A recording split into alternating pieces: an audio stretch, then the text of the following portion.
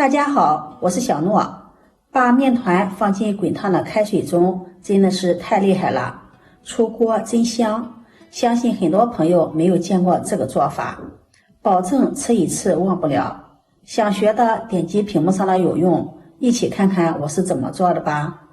首先我們準備300克的面粉，往裡面加入3克酵母，5克白糖促進酵母的發酵，再加入2克食鹽增加底味，也可以增加面粉的筋性。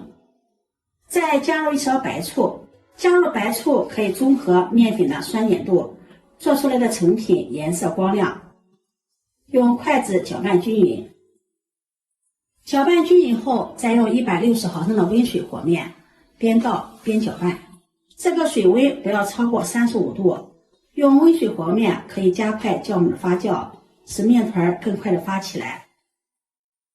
攪拌成面絮狀，下手揉成面团，最後把它揉成一個軟硬適中的面团，放在面盆中，蓋上蓋子醒面10分鐘。這個時間我們再準備一把葡萄乾放入碗中，再放入一把紅棗，往裡面加入1勺食鹽，再加入1勺面粉，淋上少許的清水，把紅棗、葡萄乾打濕，然後下手抓拌均匀。紅棗和葡萄乾的表面有許多的褶皺，裡面藏有很多的灰塵雜質。我們加入面粉，面粉有很強的吸附性，可以把褶皺裡面的灰塵雜質吸附掉。加入食鹽，食鹽又有殺菌消毒的作用。抓洗1分鐘左右，往裡面再加入清水，把紅棗、葡萄乾上面的面粉糊給它清洗乾淨。洗淨後控水撈出，再用清水把紅棗、葡萄乾多清洗2遍。清洗乾淨後控水撈出，把它放入盤中，再用剪刀把棗肉剪下來，中間的棗核就不要了。再将紅棗肉剪成小塊，剪好後把它放在盤中備用。這個時候我們再來揉一下面團，經過10分鐘的醒制，揉起來這個面團變得更加柔軟了。像這樣簡單的揉幾下，面團就變得細膩光滑了。把它移到面墊上，再好好的揉一揉，把面团揉匀揉透，揉得更加光滑細膩，然後再搓成長條，再分成大小相等的面劑。我這裡一共分了8個面劑，取一個面劑，再將它由外向內的揉一揉，揉成一個小面團。依次把所有的面劑全部揉成這樣的小面團。全部揉好後，蓋上保鮮膜，防止風乾。取第一個揉好的面劑，把它放在面墊上，按扁，再用擀面杖擀成牛舌狀，然後從一頭捲起來，再將它按扁，再用擀面杖把它擀開，這樣可以增加層次感。再擀成一個牛舌狀，厚度大約在3厘米左右，放上我們做好的紅棗碎、葡萄乾，或者是自己喜歡的乾果、豆沙都可以。再從一頭捲起來，這樣一個面包的生坯就做好了。接下來我們在托盤中刷上1層食用油，這樣可以防粘。